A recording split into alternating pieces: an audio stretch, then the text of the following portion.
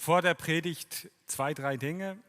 Ich und meine Frau, wir werden ab Februar eine 2-monatige Auszeit genießen. Wow. Juhu. And I see Lynn cheering. Wir werden tatsächlich nach Neuseeland gehen, in deine Heimat, gell? Ja, könnte viel dazu sagen, aber mache ich jetzt nicht. Das interessiert euch wahrscheinlich nicht so sehr. Aber wir freuen uns, eine Auszeit. Ich sage immer, wir wollen nicht Zerstreuungsferien, so quasi einfach uns ablenken von dem Alltag, sondern wir möchten Sammlungsferien.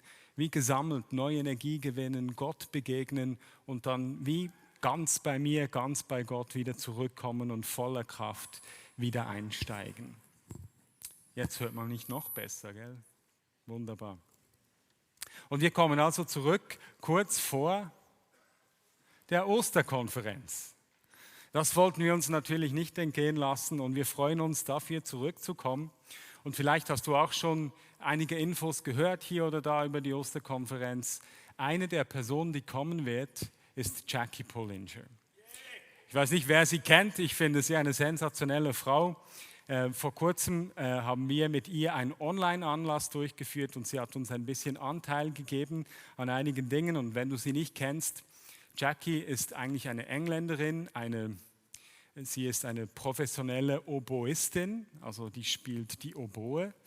Und sie hat so etwas, wie soll ich sagen, etwas sehr Würdevolles an sich. Und diese Frau hat in jungen Jahren den Ruf gespürt, sich zu verschenken in einem anderen Land und war nicht klar, wohin Gott sie ruft. Und in Absprache mit ihrem Mentoren ist sie dann auf ein Schiff gestiegen und einfach dort ausgestiegen, wo Gott sie hinführt. Ziemlich crazy, das würde ich niemandem raten, wenn ich der Mentor war. Aber offensichtlich war Gott dahinter und sie ist dann in Hongkong gelandet. Zur Zeit, als dort eben die Walled City noch gab, ein Ghetto, das in die Höhe gewachsen ist, wo ganz viele Menschen, Chasing the Dragon das Stichwort, also quasi Opiate geraucht haben und so in größte Not gelangt sind. Und dort hat Gott sie gebraucht, um Menschen zu verändern. Und ja, es wurde wirklich, zahlreiche Menschen wurden frei, Menschen wurden befreit, frei von Drogen und haben wirklich ein neues Leben geführt. Und wir sehen jetzt einen kurzen Clip, wo Jackie einen Gedanken weitergibt. If I was going down the street where all the addicts used to sit after they'd finished, in those days it was called chasing the dragon. Nowadays they inject heroin. But I was walking over their legs because they were sitting actually in the street. This was just outside Walled City where the very big drug dens were. And I said, dear Lord, it would be worth my whole life if you use me to save just one, because I can just about handle one. I mean, today is the same. You know, people talking about taking our cities for the Lord, you know, I'm much smaller than that. I can about love one person. And it's enough, one at a time. It's enough. Das Jahresmotto ist Stop for the One. Ich merke, ich werde gerade ein bisschen emotional, tut mir leid. Es reicht, anhalten für eine Person zu lieben. Es reicht. Das Krasse an ihrer Geschichte ist, es wurde wirklich eine Stadt verändert. Nicht, weil sie den Plan hatte, die ganze Stadt Hongkong einzunehmen, aber weil sie sich für den einen gebrauchen lassen hat. Stop for the One. Ich freue mich auf diese Konferenz zusammen mit euch. Es ist unser Anliegen, dass wir das gemeinsam erleben dürfen. Und so lade ich dich ein, dich anzumelden. Bis am 31. Januar gibt es noch einen Frühbucherrabatt. Und so können wir zusammen uns einfach auf ihn ausrichten. Stop for the One. Für ihn anhalten und uns neu von ihm inspirieren lassen. Zur Predigt. Wer kennt dieses Spiel? The Mind. Ja, doch einige kennen das Spiel schon, einige nicht. Was hat es mit dem Spiel auf sich? Bei diesem Spiel, das kann man nur zusammen gewinnen. Das ist ein Spiel, das gemeinsam gespielt wird. Und du siehst, es hat hier viele Karten von 1 bis 100. Ja, also dann ist es so, dass jeder, der mitspielt, der kriegt in der ersten Runde eine Karte, in der zweiten Runde 2 Karten etc. Und die Challenge ist, man muss die Karten von der tiefsten zur höchsten in der richtigen Reihenfolge ablegen. Nur, du weißt natürlich nicht, was die anderen 4 Karten haben und man darf nicht kommunizieren. Und die Idee ist, dass man ohne Kommunikation die Karten in der richtigen Reihenfolge spielt. Und eine Sache ist noch, zu Beginn des Spiels erhält jeder seine Karte. Ihr müsst dir jetzt vorstellen, du hattest jetzt deine Karte und dann müssen alle die Hand auf den Tisch legen und erst wenn alle die Hand heben, geht's los. Und wenn du dann irgendwie, keine Ahnung, in der Runde 3 bist, zum Beispiel, und irgendwie da jeder irgendwas macht und vielleicht nicht konzentriert ist, dann kannst du einfach die Hand wieder hinhalten. Dann darf niemand weiterspielen. Stopp bedeutet das eigentlich. Und dann wird erst wieder gespielt, wenn alle die Hand hingehalten haben, alle wieder beieinander sind, Konzentration aufs Spiel und aufeinander und die Hand wieder gehoben haben. Und das wollen wir jetzt zusammen üben. Und zwar, wenn ich es so mache, dann musst du die Hand auf den Stuhl vor dir oder wenn du in der ersten Reihe bist, auf den Stuhl neben dir legen. Das üben wir jetzt sofort, sonst kann ich nicht weiter predigen. Sind wir beieinander? Okay. Okay, sehr gut. Ihr habt das Spiel begriffen. Wenn ich jetzt durch die Predigt, während der Predigt, meine Hand wieder so hinhalte, genau, dann müssen wir das alle machen und nur zusammen können wir gewinnen, sonst geht der Gottesdienst ewig, dann kann ich nicht weiter predigen.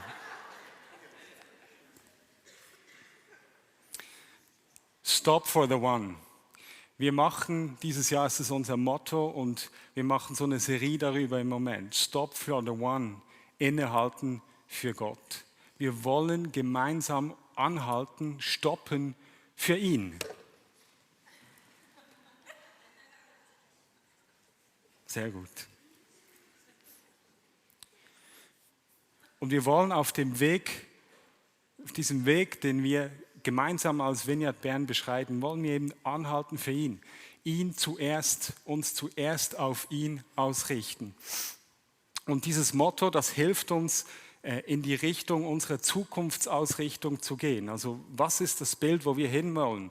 Du hast sicher auch schon gehört, wir wollen gemeinsam Teil von Gottes Wirken werden in jedem Herz, in jedem Haus in Bern und darüber hinaus. Und wir sind überzeugt, das erreichen wir, indem wir gemeinsam einen Weg gehen. Immer wieder innehalten auf diesem Weg. Zuerst eben innehalten für Gott, Gott vertrauen, Gott erleben gemeinsam. Wir wollen innehalten, auch für uns selbst, unsere Herzen öffnen, dabei lernen, wie Jesus zu lieben. Und wir wollen anhalten, stoppen für Menschen, Risiken eingehen und sozusagen vom Geist geleitet leben. Wenn wir diese Schritte gehen, wenn wir immer wieder innehalten für Gott, für uns selbst und für den Nächsten, dann glauben wir, dass das uns helfen wird, Teil von Gottes Wirken zu werden, in jedem Herzen, in jedem Haus, in Bern und darüber hinaus. Und wie du richtig merkst, es beginnt beim Stop for the one, für ihn, für Gott. Wir beginnen damit, für ihn anzuhalten. Wir wollen zuerst und vor allem ihm den Raum geben, dem ihm in unserer Mitte zusteht. Deswegen kommen wir auch Sonntag für Sonntag zusammen und schenken ihm gemeinsam unsere Aufmerksamkeit. Das ist genau, was wir tun, wenn wir am Sonntag kommen. Wir halten gemeinsam inne, achten auf ihn, achten aufeinander und dann gehen wir wieder in unseren Alltag. Anhalten für ihn. Und wir wollen in dieser Zeit, du hast es vielleicht gehört, wir wollen zu Beginn dieses Jahres beziehungsweise zu Beginn der Fastenzeit wollen wir gemeinsam fasten, also zu Beginn der Passionszeit. Fasten als Ausdruck des Innehaltens. Wir wollen unsere normalen Gewohnheiten, die wir haben, egal ob sie gut oder schlecht sind, das spielt dafür eigentlich keine Rolle. Wir wollen die unterbrechen lassen für ihn, stoppen für ihn, anhalten für ihn, uns neu Zeit nehmen für ihn, auf ihn auszurichten. Wir wollen uns aufs Wesentliche besinnen, uns öffnen für seine Erneuerung, wie wir letzte Woche gehört haben, Raum für Begegnung mit Gott schaffen und auch von ihm unsere Prioritäten neu ausrichten lassen. Und ich möchte heute, die Fastenzeit ist ja erst, das haben wir auch schon gehört, am 14. Februar, also am Valentinstag. Wir haben schon gesagt, es ist gemein, wenn du jetzt dann fastest und du schenkst Schokolade zum Valentinstag. Ganz gemein, dann kann man erst an Ostern die Schokolade essen. Also wer einen Scherz machen will mit dem oder der Geliebten, der kann Schokolade schenken. Gut, vielleicht fastest du ja nicht Schokolade, dann ist das kein Problem. Wenn jemand Fleisch fastet, dann könnte man ihm ein schönes Stück Fleisch schenken, wäre auch gemein. Genau. Wir wollen uns unterbrechen lassen, für ihn fasten. Und es ist interessant, wenn wir Jesus anschauen, es ist ja so ein Reflex, den wir haben als Nachfolger von Jesus, wir schauen immer zuerst auf ihn. Da haben wir zunächst, ja, am Anfang dieses 40-tägige Fasten von ihm, dieser Initiationsfasten könnte man sagen, also ganz zu Beginn seines Dienstes hält er inne und fastet für 40 Tage. Könnte man auch viel darüber nachdenken, über die Analogien des Volkes Gottes, 40 Jahre in der Wüste. Jesus fastet 40 Tage in der Wüste. Aber heute wollen wir dort nicht zu lange verweilen. Jesus hat gefastet einmal, aber ansonsten war er nicht unbedingt dafür bekannt, eine fixe Fastenpraxis zu haben. Nein, vielmehr war er bekannt als Fresser und Säufer, je nach Übersetzung, die man liest. Aber das ist das, was ihm vorgeworfen ist, dass er mit Sündern, mit Zöllnern, mit Frauen aus zwielichtigem Hintergrund Zeit verbringt, Feste feiert und eben ein Fresser und Säufer sei. Und ich möchte heute mit euch 2 Stellen, wo Jesus über das Fasten spricht, anschauen und dann noch eine weitere in der Apostelgeschichte, um uns dem Thema Fasten zu nähern. Und eigentlich auch so eben vor der Fastenzeit uns darauf einzustimmen, damit wir uns nicht erst dann damit auseinandersetzen, wenn dann das Fasten schon beginnt, sondern eben einige Wochen davor wir uns schon darauf ausrichten können. Wir lesen zusammen die Stelle in Matthäus 9, die Verse 14 und 17. Wenn du deine Bibel dabei hast, kannst du die aufschlagen, aber ich glaube, wir haben auch einen Text hier. Genau. Matthäus 9, 14 bis 17. Ich glaube, ich sage das mehr zu mir als zu euch, ihr seht es ja. Dann kamen die Jünger des Johannes zu ihm und sagten: Warum fasten deine Jünger nicht, während wir und die Pharisäer fasten? Jesus antwortete ihnen: Können denn die Hochzeitsgäste trauern, solange der Bräutigam bei ihnen ist? Es werden aber Tage kommen, da wird ihnen der Bräutigam weggenommen sein, dann werden sie fasten.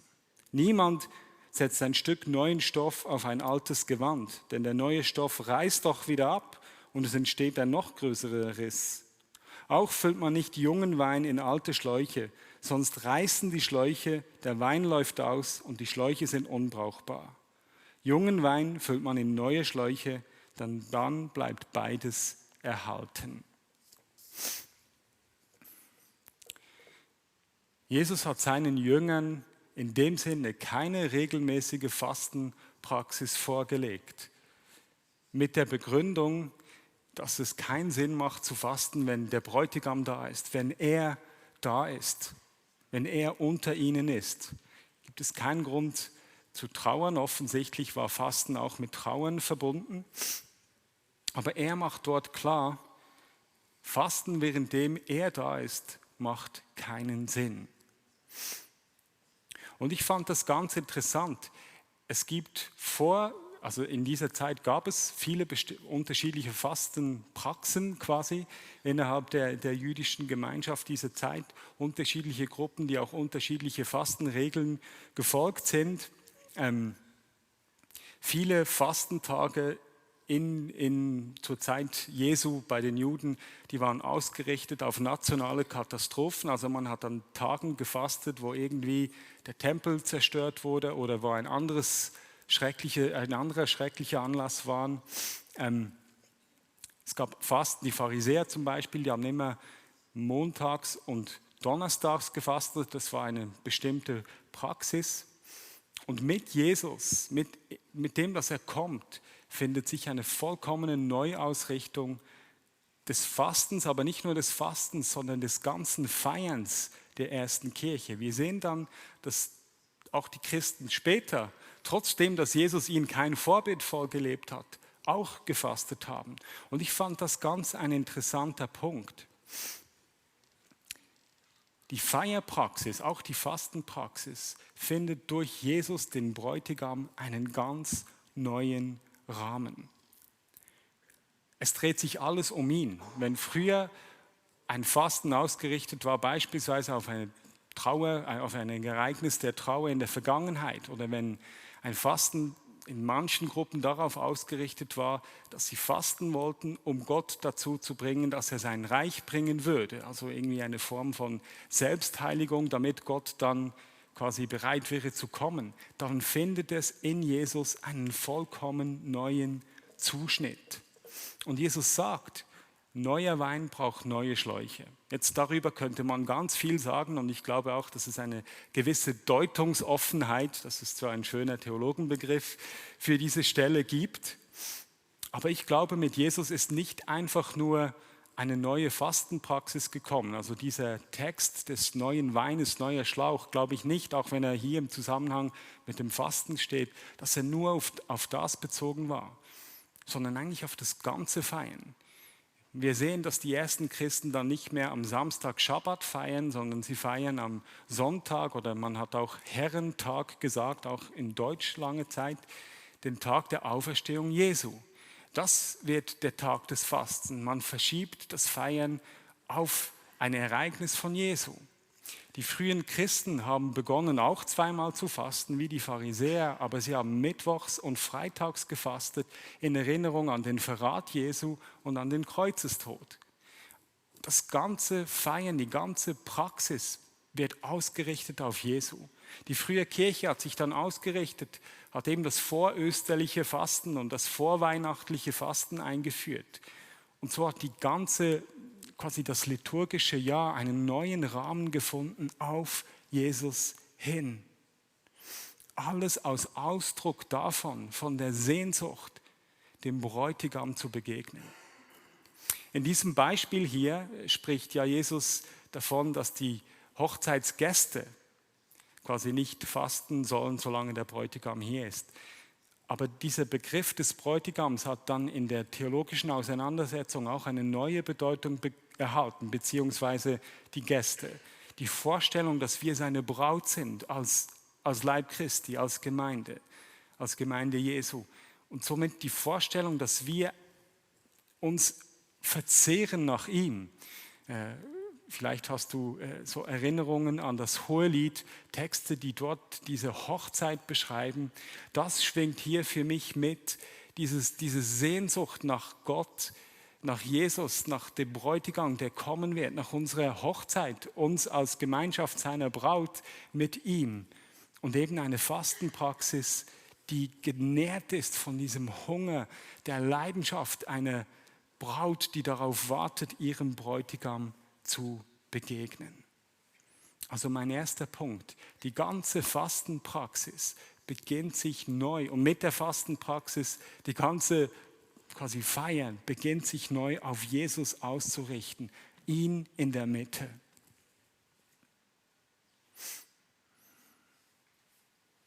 Und wir wollen uns gemeinsam als ein Ausdruck seiner Braut unserem Verlangen nach ihm Ausdruck verleihen, indem wir gemeinsam unsere Sehnsucht nähern, indem wir eben auf etwas verzichten. Unser Hunger nach ihm nähern, indem wir fasten und damit unserem Körper auch quasi die Sehnsucht erfahren lassen, dass unser Geist das mit uns tut.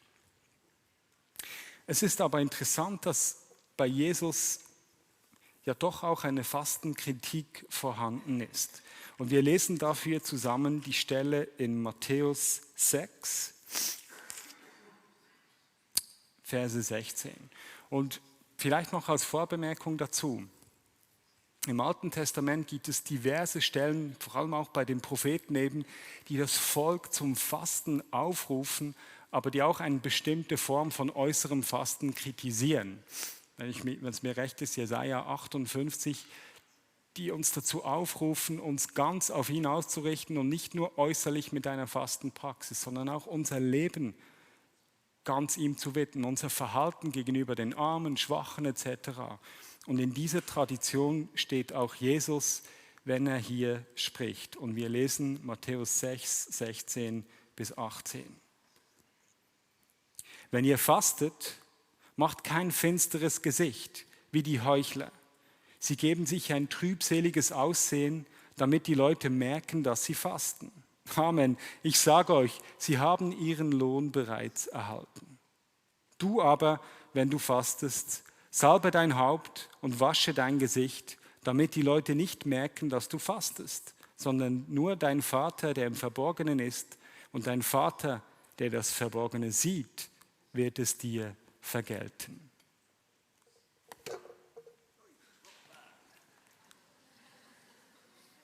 Ja, ist schon einige nicht mehr ganz so konzentriert. Liegt es jetzt an mir oder an euch? Keine Ahnung.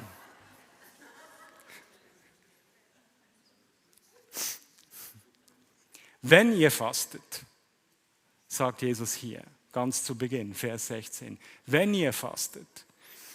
Ich fand schön, wir hatten ein Gespräch mit Manuel und er hat mich darauf aufmerksam gemacht. Wenn Jesus sagt, wenn ihr fastet, ist damit impliziert, dass er damit rechnen, dass die Hörer fasten werden. Logisch, oder? Also ja, da gibt es ein kritisches Moment, aber trotzdem rechnet er damit, dass wir fasten werden. Wenn wir fasten, sollen wir nicht wie die Heuchler fasten. Vielleicht zum Kontext dieser Stelle. Am Anfang des Kapitels 6 ist die Rede davon vom Geben, also von Großzügigkeit. Wenn wir geben, sollen wir nicht geben, sollen wir quasi nicht Almosen geben und es in der Welt heraus posaunen, wie eben auch die Heuchler.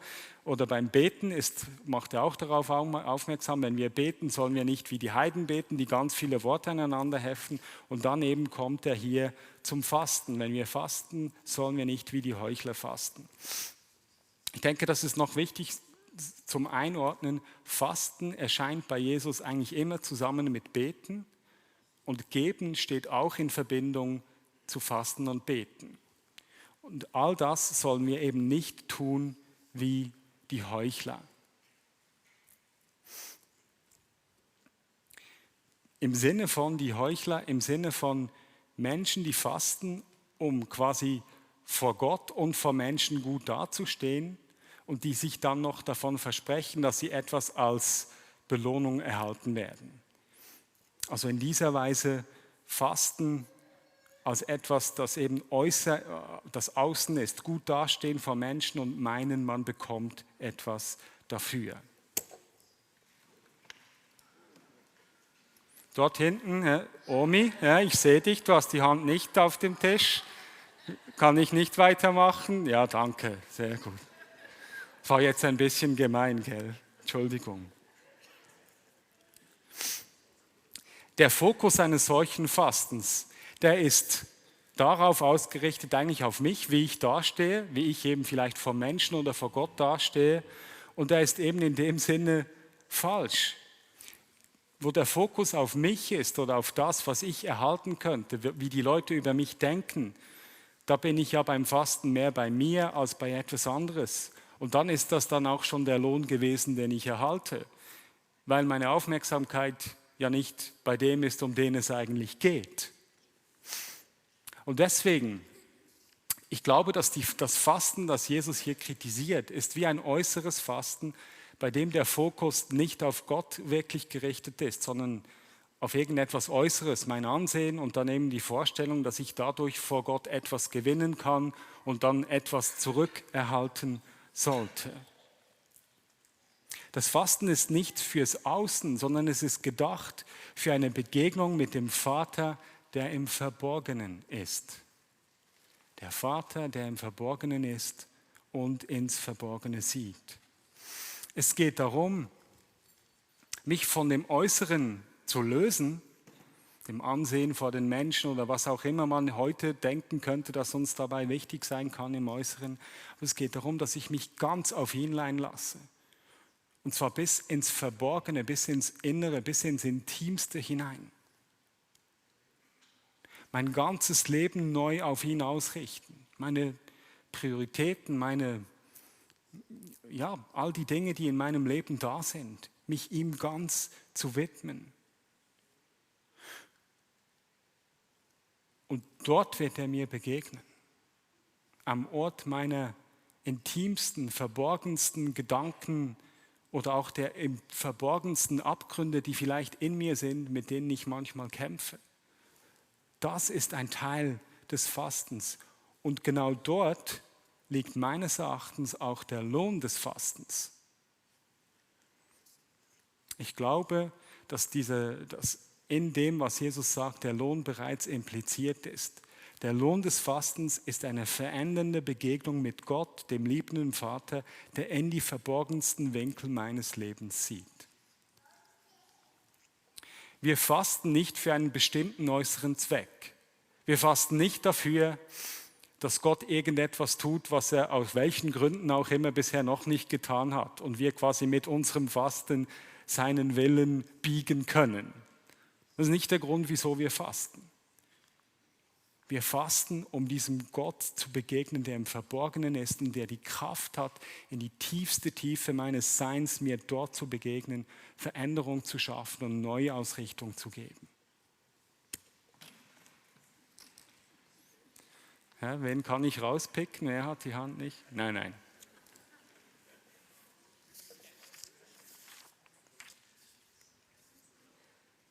Und wir wollen eben gemeinsam fasten, uns gemeinsam auf ihn ausrichten. Ich möchte hier einen Text lesen aus der Apostelgeschichte, der veranschaulicht, einfach ein Beispiel dafür, wie eben die frühen Christen auch zusammen gefastet haben. Apostelgeschichte 13, die Verse 2 bis 3. Dort ist die Gemeinde in Antiochia beschrieben.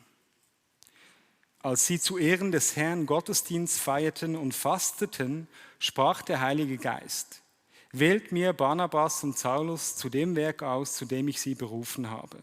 Da fasteten und beteten sie, legten ihnen die Hände auf und ließen sie ziehen.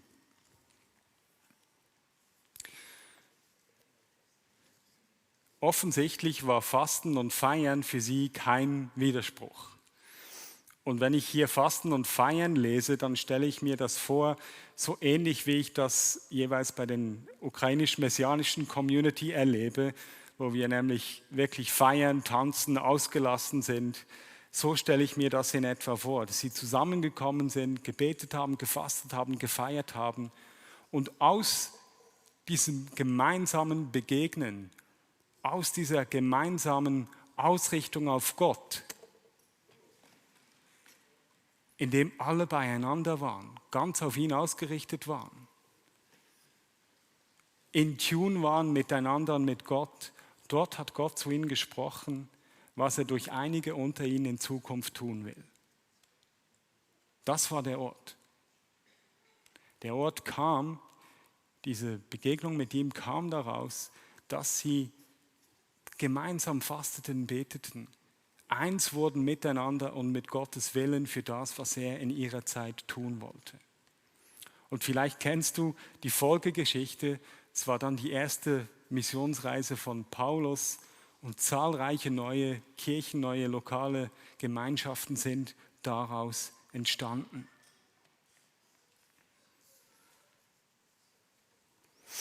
Ich glaube, wir als Vineyard Bern, wir brauchen es, gemeinsam für ihn anzuhalten. Gemeinsam uns von unserem täglichen Tun unterbrechen zu lassen und uns neu auf ihn ausrichten zu lassen. Uns neu auf ihn, für ihn zu stoppen. Ihn in unserer Mitte zu suchen, ganz beieinander, ganz bei ihm zu sein, um zu hören, was er in der nächsten Zeit tun möchte. Es ist ja nicht so, dass wir quasi den Anspruch hätten, dass wir von der Leitung genau wissen, ja, das will Gott jetzt tun und dann versuchen wir alle dazu zu bringen, das zu tun. Nein, wir wollen gemeinsam hören, empfinden, herausspüren, was er tun möchte und dann wollen wir gemeinsam diesen Weg gehen. Und ich weiß nicht, wie es dir geht. Manchmal in meinem Leben bin ich wie so ein Spieler bei diesem Spiel ganz zerstreut, bin irgendwie abgelenkt, bin nicht mehr bei der Sache. Und dann hilft es mir jetzt im Spiel, wenn jemand die Hand hinhält. Dann weiß ich, okay, ich muss meine Aufmerksamkeit wieder auf das Gemeinsame richten. Oder jetzt im übertragenen Sinn, dann muss ich mich wieder neu auf Gott ausrichten, aufeinander ausrichten, um dann zu wissen, wo mein Platz ist. Und weißt du, wir sagen ja in der Vineyard, everybody gets to play, jeder kann mitspielen. Das ist ein zentraler Wert für uns. Und wenn ich jetzt diese Spielmetapher aufnehme von The Mind, hey, du spielst auch mit. Wenn du dich als Teil der Vineyard Bern fühlst, dann bist du Teil dieses Spiels. Und wenn du das Spiel schon mal gespielt hast, oder ja, ich sage jetzt nicht, du kannst das kaufen gehen und dann spielen, sonst müsste ich ja quasi Geld kriegen für Werbung. Aber wenn jemand bei diesem Spiel nicht bei der Sache ist, wenn er nicht die Hand hinhält, dann verzögert das für alle, das ist total nervig und mühsam. Oder wenn jemand seine Karte irgendwie hinschmeißt, dann kannst du nicht gemeinsam gewinnen. Und ich möchte dieses Bild brauchen auch für uns. Es braucht dich, es braucht mich. Es ist notwendig, dass wir immer wieder gemeinsam innehalten für ihn, uns neu auf ihn ausrichten, aber auch beieinander sind, um gemeinsam zu hören, wodurch er uns führen möchte in der nächsten Zeit. Und genau das ist das, was wir uns wünschen für diese Fastenzeit. Es macht einen Unterschied, ob du mitfastest. Nicht nur für dich in deinem Leben, sondern für uns zusammen. Dieses Innehalten brauchen wir gemeinsam, um gemeinsam zu unterscheiden, wie er uns führen möchte. Darum, wenn wir, keine Ahnung, beispielsweise Community-Leiter-Treffen machen oder andere Treffen, dich dazu einladen, wo wir irgendwie beten, versuchen, Gottes Stimme zu hören, hey, dann macht es einen Unterschied, ob du da bist oder nicht. Wieso? Everybody gets to play. Wir alle sind Teil von dem, was Gott durch uns tun möchte. Und ich glaube, also wie jede Gemeinschaft oder wie jedes auch, keine Ahnung, Computersystem, braucht immer mal wieder eine Neukalibrierung, eine Neuausrichtung. Das heißt nicht, dass alles nicht gut war oder falsch ist. Aber wir müssen uns immer wieder neu auf ihn ausrichten. Und die kommende Fastenzeit, die wir gemeinsam begehen wollen, soll genau das sein. Ein gemeinsames Innehalten, fokussieren auf Gott, neu zueinander kommen, um von ihm zu hören, was er in und durch uns tun möchte. Stop for the one. Stop for God. Und wir werden vor der Fastenzeit, also schon auch vor Ostern, aber noch vor der Fastenzeit, werden wir auch einen Flyer verteilen und auch verschicken, wo so einige Hinweise zum Fasten darin enthalten sind, auch Tipps. Ich denke, also aus der eigenen Fastenpraxis weiß ich, dass es noch gut ist, wenn man sich vor dem Fasten mal ein bisschen Gedanken macht, vielleicht auch schon mal ausprobiert, ob man das dann durchhält. Sicherlich wird auch Teil davon sein, dass wir irgendeinen Rahmen finden werden, wo du Eindrücke oder Dinge, die du empfindest, dass Gott zu dir spricht, mit ins Ganze geben kannst, damit wir eben am Schluss gemeinsam unterscheiden können, wo Gott uns führen will und wie er uns brauchen will in der nächsten Zeit.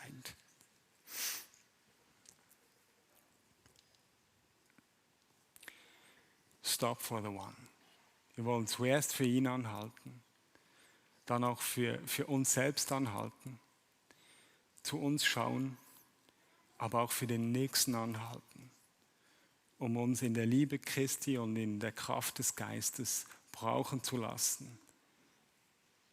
um Teil von Gottes Wirken zu werden, in jedem Herz, in jedem Haus, in Bern und darüber hinaus. Amen. Ich lade dich ein, einfach kurz aufzustehen.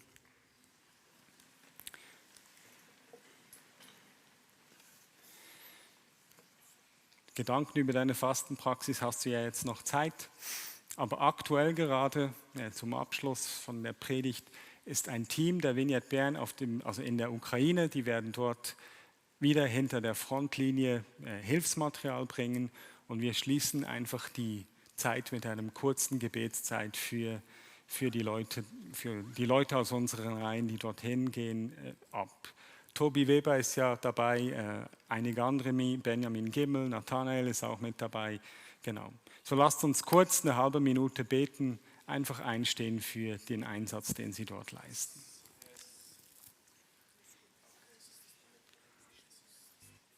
Und Herr, so danke ich dir, dass du dich unterbrechen lassen hast für uns, dass du Mensch geworden bist, dich hingegeben hast. Und dass du, Jesus, es möglich gemacht hast, dass unsere ganze geistliche Praxis sich um dich drehen darf, der den ersten Schritt auf uns zugemacht hat. Und ich danke dir, Herr, dass wir immer wieder neu uns auf dich ausrichten können, auch gemeinsam. Und wir erleben können, dass du uns Ausrichtung schenkst. Und Herr, ich bitte dich jetzt gerade für das Team, das in der Ukraine unterwegs ist und quasi diesen Schritt macht, ein Risiko eingeht, um Menschen zu dienen. Ich bitte dich, dass du mit ihnen bist, dass dein Geist sie begleitet und nicht nur, dass sie gut und gesund und geschützt sind, sondern dass deine Kraft, dein kräftiges Wirken durch sie zu den Menschen kommt, sie ermutigt werden und einfach erleben dürfen, wie dein Reich dort einbricht in der Ukraine, hinter der Frontlinie. Im Namen Jesu. Amen. Amen. Amen. Die will, was mit uns geschehen. Amen. Amen. So wie du sagst, soll sein.